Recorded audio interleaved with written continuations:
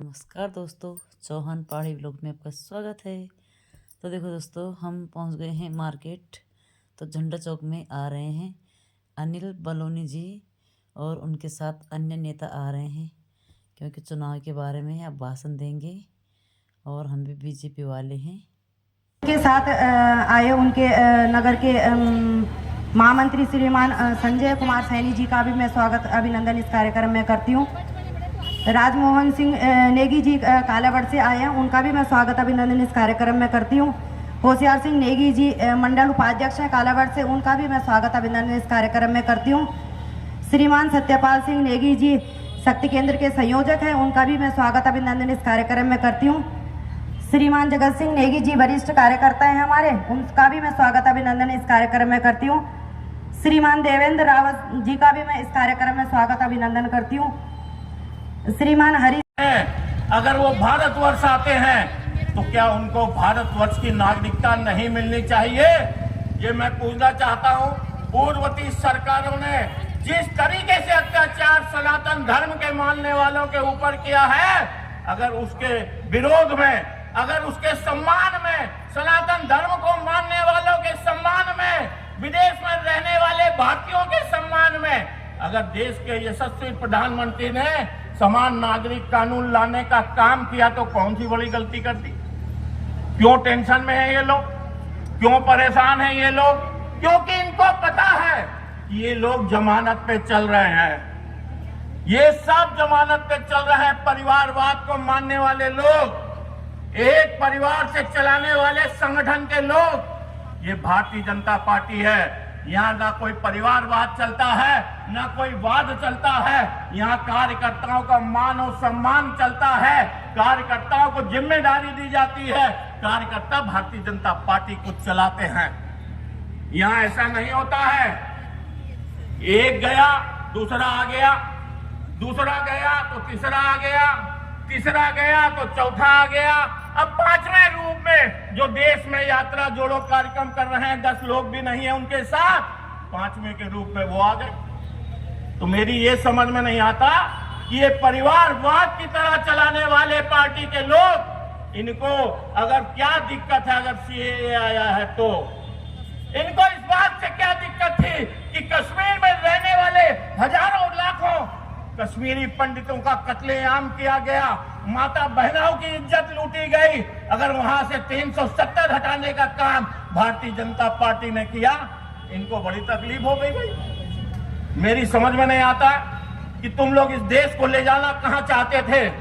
अरे शुक्र मनाओ कि ये भारतीय जनता पार्टी के सरकार बनी और इस देश के प्रधानमंत्री आदरणीय नरेंद्र मोदी जी बने, जिसकी वजह से आज हम लोग यहाँ पे हजारों की तादाद में पूरे देश में हम लोग सुरक्षित बैठे हुए हैं।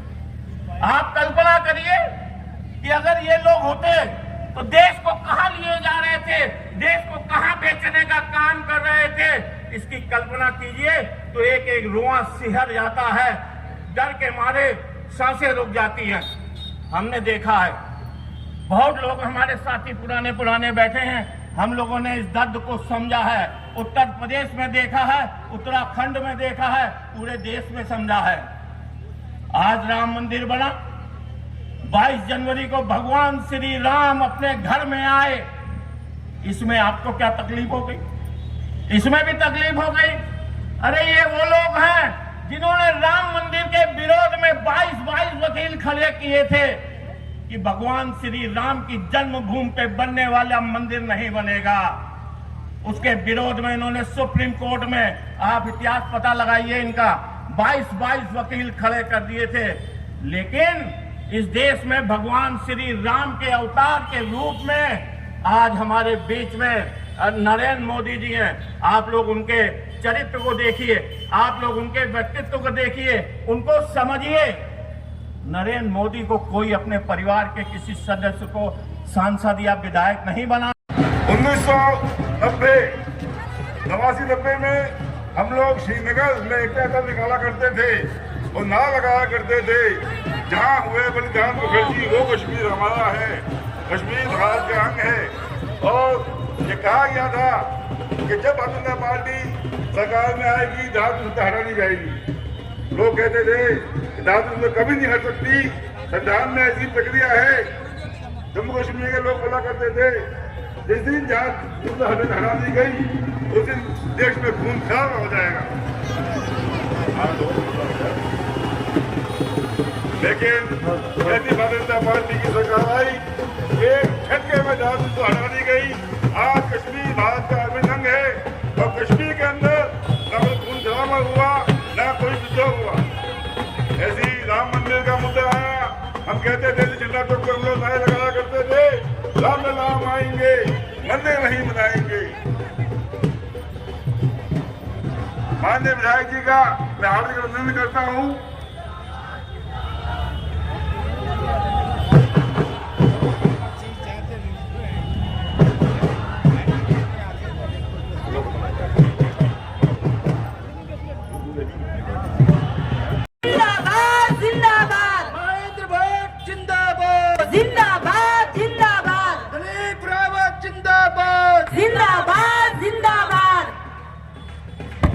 बहुत बहुत धन्यवाद। समस्त मातृशक्ति से मेरा निवेदन रहेगा कृपया आप अपना स्थान ग्रहण करेंगे।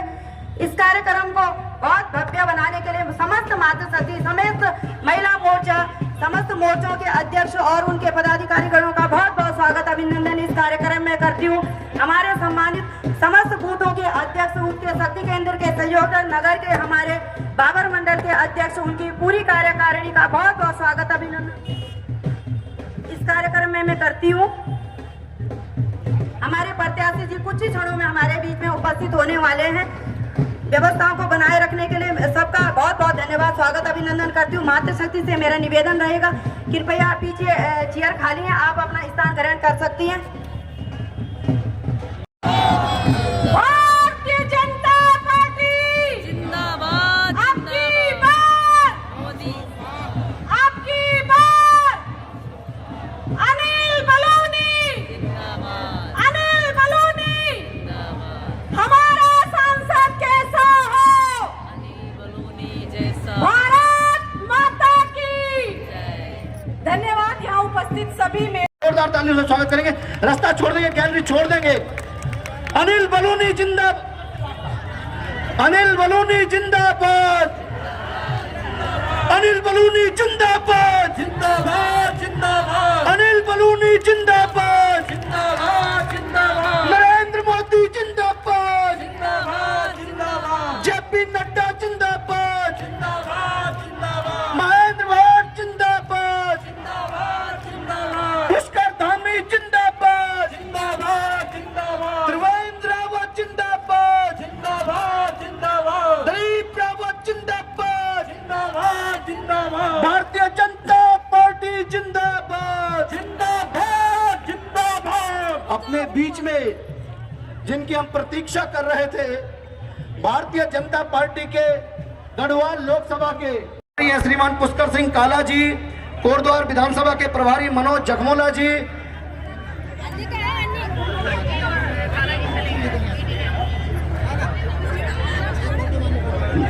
श्रीमान पुष्कर सिंह काला जी, श्रीमान हेमंत द्विवेदी जी, आपसे भी निवेदन है कि कृपया आप मंच पर स्थान ग्रहण करेंगे।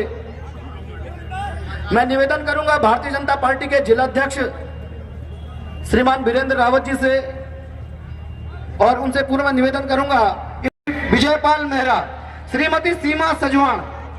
मातृशक्ति की निरंतर वृद्धि और जिस तरह मातृशक्ति के संघर्षों से उत्तराखंड राज्य का निर्माण हुआ, ऐसे ही आज आदरणीय नरेंद्र मोदी जी के आह्वान पर भारतीय जनता पार्टी को मजबूत करने के माध्यम से देश के विकास के मील का पत्थर रखने का काम मातृशक्ति कर रही है। आपका अभिनंदन, स्वागत। श्रीमती पूनम मेहरा, विजयपाल मेहरा। लेकिन आदरणीय त्रिवेंद्र सिंह रावत जी के पास जब वो मुख्यमंत्री थे, जब भी जाते थे बहुत सम्मान मिलता था, बहुत आदर मिलता था और मन खुश होता था कि एक ऐसी जगह पे हम जा सकते हैं जहाँ हमारी बात सुनी जाती है। और महिलाओं को वो इतना प्यार, इतना सम्मान देते थे कि मुझे उनके साथ कार्य करने में बहुत आनंद आया, बहुत मजा आया। अब दोनों भाई जाने वाले हैं दिल्ली और दोनों भाइयों को कह रही हूँ कि कोटद्वार के विकास के लिए आप यहाँ पर आज कुछ ना कुछ जरूर बोलेंगे और मुझे पूरा विश्वास है कि कोटद्वार का विकास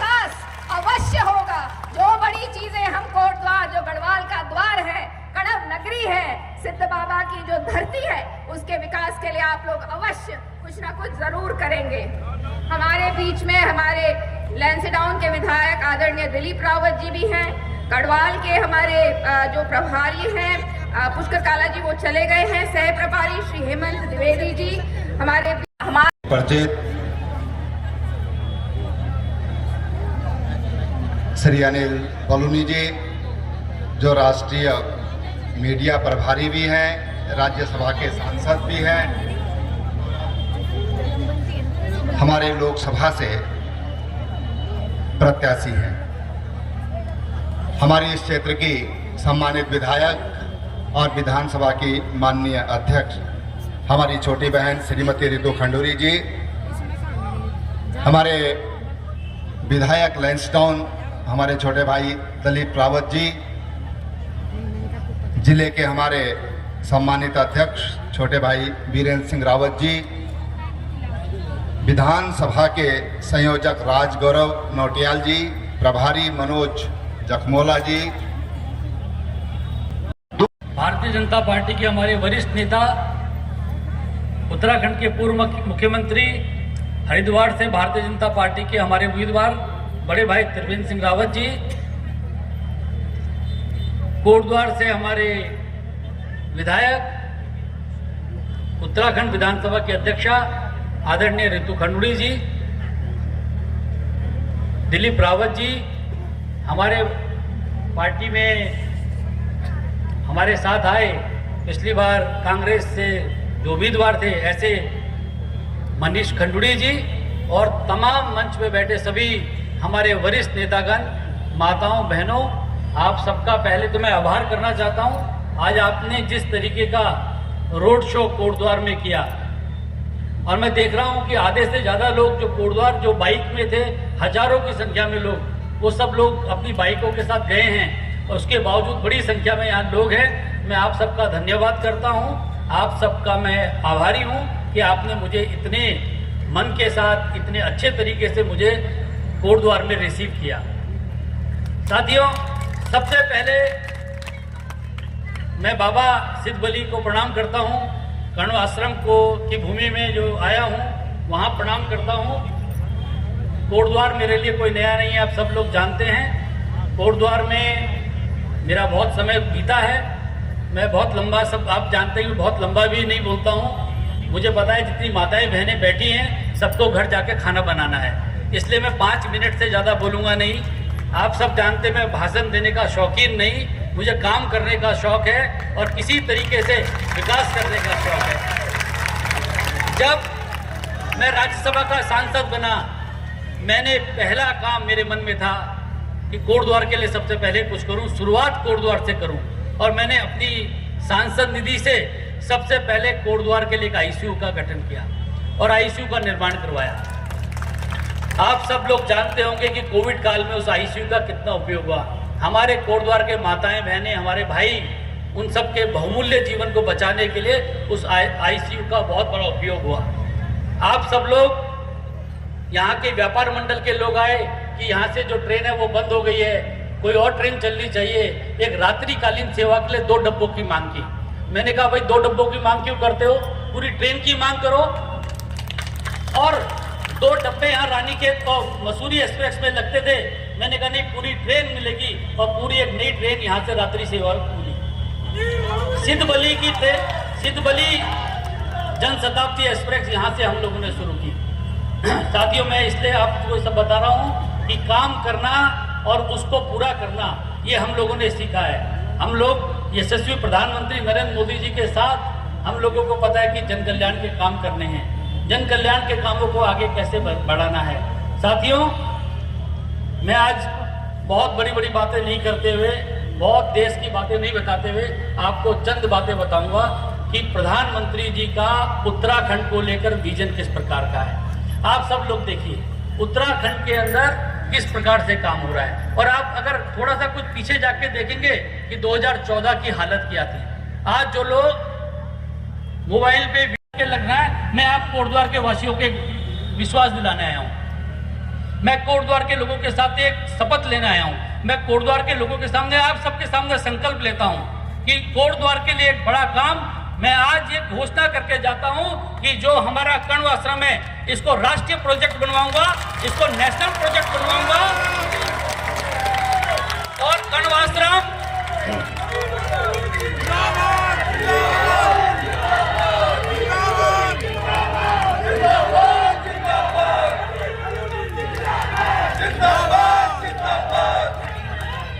कण्व आश्रम को राष्ट्रीय प्रोजेक्ट बनवाएंगे, राष्ट्रीय परियोजना बनवाएंगे। इसका मतलब क्या होता है समझ लीजिए। कण्व आश्रम को राष्ट्रीय प्रोजेक्ट, जैसे हमारा अयोध्या में भगवान श्री राम का मंदिर बनाया गया है, उसी प्रकार से देश के द्वारा बहुत बृहत लेवल पे, बहुत ही बृहत स्तर पर एक बड़ा वहां पर हमारा मंदिर बने, एक बड़ा वहां पर हमारा पूरा इंस्टीट्यूशन खड़ा हो और पूरा दुनिया के लोग उसमें आए। मैं आप लोगों को विश्वास दिलाता हूं।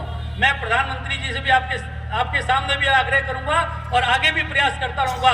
कण्व आश्रम बहुत बड़ा स्तर पे काम किया जाएगा और ऐसा होगा कि पूरा हिंदुस्तान नहीं, पूरे विश्व के लोग कण्व आश्रम में आएंगे। ये मैं आज आप लोगों को विश्वास दिला के जाता हूं। हम आप लोगों का ज्यादा समय न लेते हुए मैं बोलूंगा, हम सब हैं, आप बोलेगा मोदी का परिवार। हम सब हैं मोदी का परिवार, हम सब हैं मोदी का परिवार, हम सब हैं मोदी का परिवार। अब की बार, अब की बार, अब की बार, बहुत बहुत धन्यवाद। जिंदाबाद। आदरणीय अनिल बलूनी जी से निवेदन है, नगर मंडल के साथी आपको बाबा सिद्धगोली का चित्र भेंट करना चाहते हैं और मैं उन सभी कार्यकर्ताओं पदाधिकारियों से क्षमा चाहता हूं कि जिनको पुष्प भेंट और मंच पर आने का मौका नहीं मिला। बहुत कम समय था, समय की मर्यादा थी और निश्चित तौर पर आप लोगों ने जिस उत्साह के साथ इस कार्यक्रम में सहभागिता की वह तारीफ काबिल है और 19 अप्रैल तक इसी प्रकार का उत्साह हम सबको बनाते हुए रखना है। मेरे साथ एक बार मंच से कृपया नीचे उतरेंगे। मंच।